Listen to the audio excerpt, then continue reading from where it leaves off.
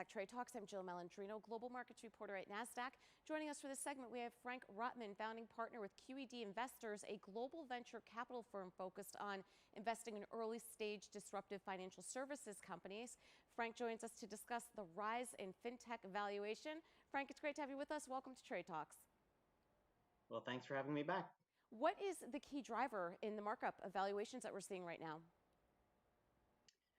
I think the art of the possible has been discovered. So the size and scope of what can be created in the financial service and fintech worlds is bigger than people ever thought.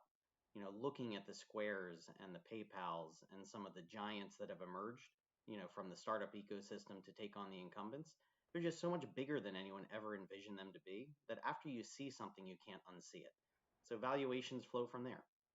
Right. Well, the question is, when does pricing discipline become a factor? Well, the businesses need to have a business model sitting underneath it that makes sense. They have to solve a big, profound problem. They have to do something better than the incumbents are doing. They have to do something in a way that consumers want it done, in a different way than before. Something has to be done differently than the past for the businesses to be the business of the future. And I think a lot of the businesses that we're seeing in fintech are taking on banking in a very different way. Rails that are cheaper and faster than the banking ecosystem, user interfaces that feel, much more modern, than the banking ecosystem. Everything sitting on smartphones, everything sitting in the cloud. Things are just being done very differently than in the past. Right. So what do entrepreneurs need to do before they're out there raising more money? Well, building a venture-backed company is really about taking a bunch of assumptions that you believe are going to come true over time, and then putting money and people behind them to turn over the cards and see if they are true. So building a business in stages is a big piece of what raising capital is about. And if you find that you're right, you can put more money and more people behind it, and that's a great use of proceeds, a great reason for raising money in the private or public markets. And if you find that things are a little bit more difficult than you thought, you have to adjust the business and fix it before you go out and raise. So a lot of it is really about turning over cards and really proving out the business stage by stage by stage, and then raising capital behind successes. Well, Frank, here's the million-dollar question, or should I say billion-dollar question with the valuations that we're looking at now. From an investor point of view, how do you identify the great early stage companies? I wish there were a simple answer to that. What I can say from QED's perspective, we are a specialist. We're a specialist that knows one thing and one thing well, which is fintech.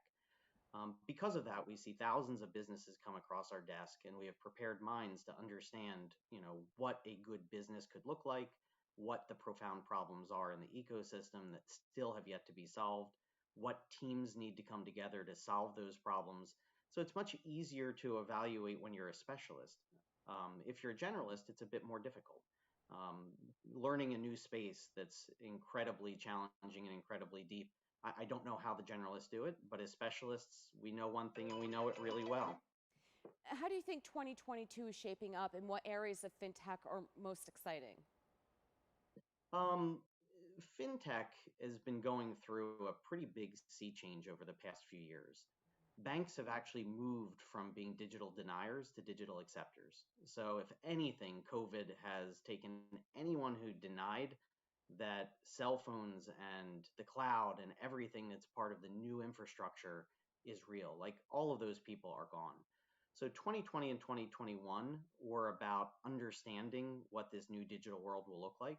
2022 and beyond is going to be about, the rollout and the adoption within the banks, as well as fintechs embedding themselves in big platforms in order to make their services available.